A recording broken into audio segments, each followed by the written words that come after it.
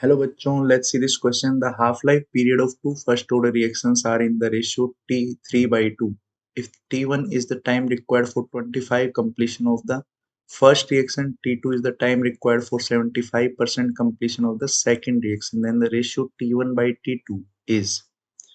So बच्चों यहाँ पे अगर हम देखें कि आपके पास T हाफ का जो रेशियो है फर्स्ट इक्वेशन और सेकंड इक्वेशन का वो है 3/2 और ये होता है 0.693 अपॉन K1 और ये होगा 0.693 अपॉन K2।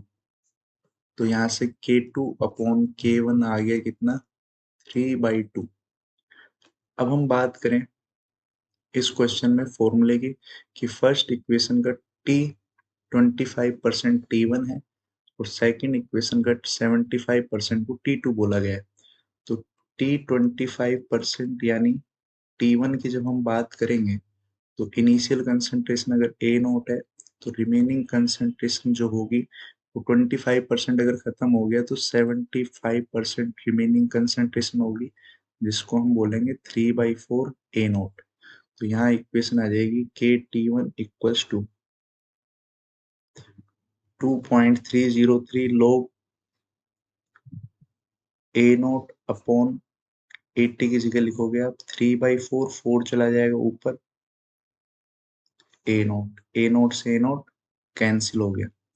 अब आप सेकंड इक्वेशन लिखोगे T 75% के लिए जिसको T2 बोला गया है। T से 75% में अगर इनिशियल कंसंट्रेशन ए नोट है तो remaining concentration 25% of A note होगी यानी 1/4 ए नोट। तो आप यहाँ लिखोगे K T2 equals to 2.303 log A naught upon 1/4 A naught. ये कैंसिल हो गया, ये चला जाएगा ऊपर 2.303 log 4। अब आप के से के कैंसिल कर दो, ये आ जाएगा T1 अपॉन, अच्छा के भी यहाँ पे ध्यान देने वाली बात है कि के दोनों के अलग अलग है, ये K1 है, ये K2 है। तो T1 अपॉन T2 लिखोगे तो साथ में आएगा K1 अपॉन K2। आपके पास K2 अपॉन K1 अगर 2/3 है तो K1 अपॉन K2 यहाँ पे आ जाएगा 2/3।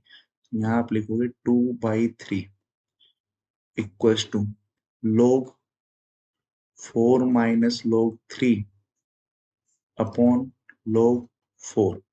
अब log 4 की वैल्यू होती है बच्चों 0.6, log 3 की वैल्यू 0.48, log 4 हो गया 0.6। तो ये हो जाएगा 60 माइनस 48 मतलब 0.12 और ये हो जाएगा 0.60 मतलब ये रेशियो आ गया आपके पास 1/5।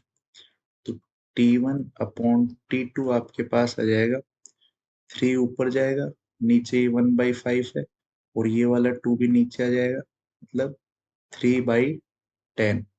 So right answer will be option A. I hope you understand it very well. Thank you. All the best.